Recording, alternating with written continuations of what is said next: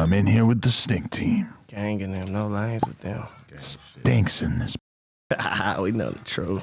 How you guys feeling?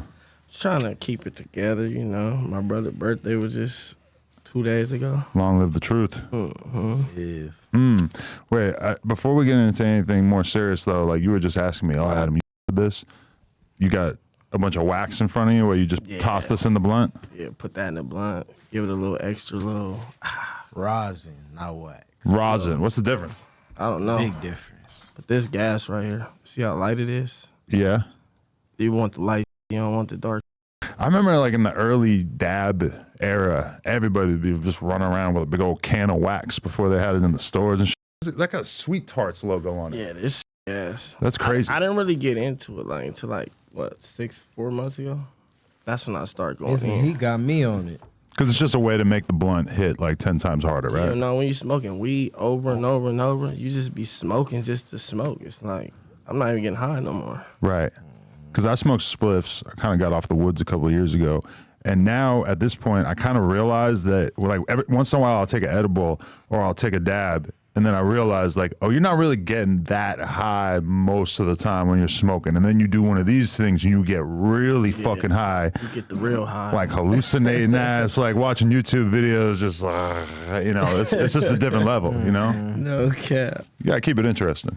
I see you got your FTP drip on, man. It's my boy Zach right there. Shout out Zach, this is reversible. I'm rocking it like this today. I'm gonna turn it inside out, rocking another way tomorrow. It looks dope. Appreciate it, yeah. You know, I had the first Zach interview back 2015, 2016. You probably got the first everybody interview. But Zach, like I don't even know if he did one since then. Like you see him on. Yeah, you don't see his face. You've seen some profiles of the studio or the warehouse where he ships his shit out of, but I don't think he's really sat down with somebody for an hour since then. Yeah, hell no. He's incognito. Yeah. Incognito. He's like in the way, but out the way at the same time. He's lucky. I look up to him because to be able to have that kind of life where you make a bunch of money, you sell a product, everybody knows your brand, but then your face is not really recognizable like that. Exclusive. You and me don't have that choice. Nah, I hate being a rapper. You got to be on social media. You got to do music videos. You got to be on camera all the time. You got to be on stage. It's dope to be rich and not really that famous. I wish I could have took that route and just been a businessman first. Now I got to be a businessman / rapper. It's like, it's good for the business, but if I would have did the business first, I'd have been cool. That's got to be part of the plan as a rapper is how you're going to create a brand or a product that then once you're 45 years old and you don't feel like being on camera all the time, you could still push it, you know? Yeah, you can still push your brand off of your clout. I think the Stink Team is that. Yeah, we got a whole. The Stink Team is like a brand itself. Just like when you hear the Stink Team, it just sounds like a brand. Yeah, it's just all about What's that about? what you do with it. about that? What?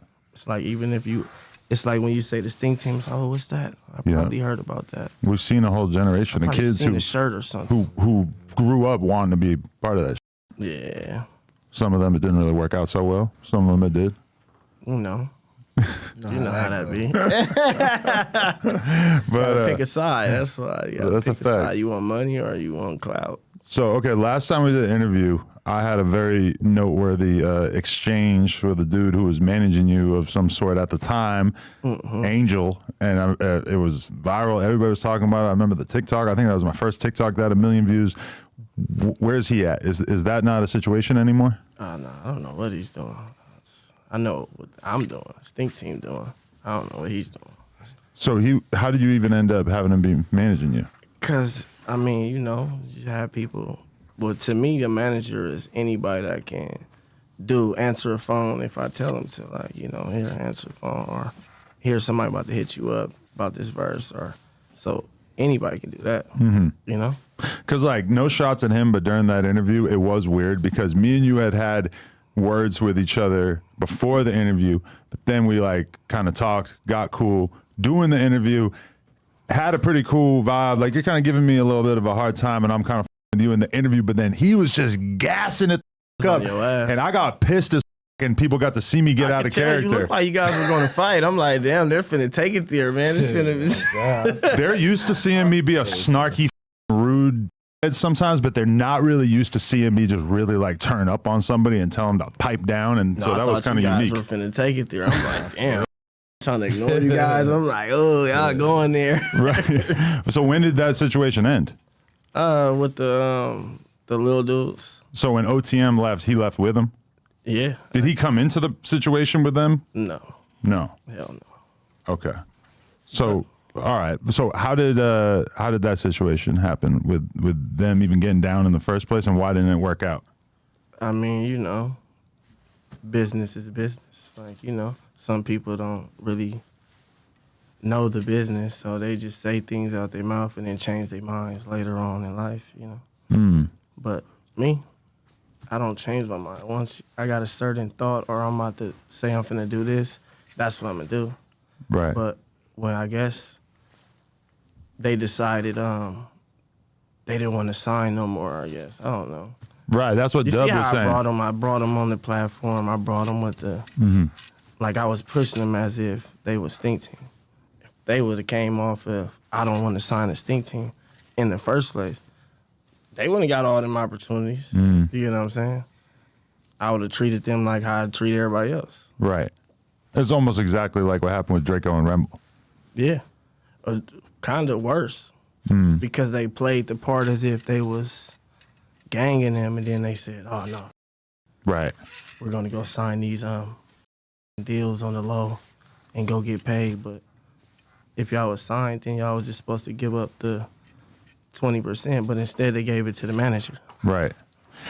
Yeah, and I don't know if I think that's a good idea on their part, because I'm going to be real, like, them being part of the whole stink team thing, I feel like that was pretty much crucial to people with them. And I haven't, like, looked to see what their views look like now or whatever, but I definitely haven't really heard people talking about them the same way that they were talking about them a lot when you guys were all rolling around together. They got the push. They got the jump start.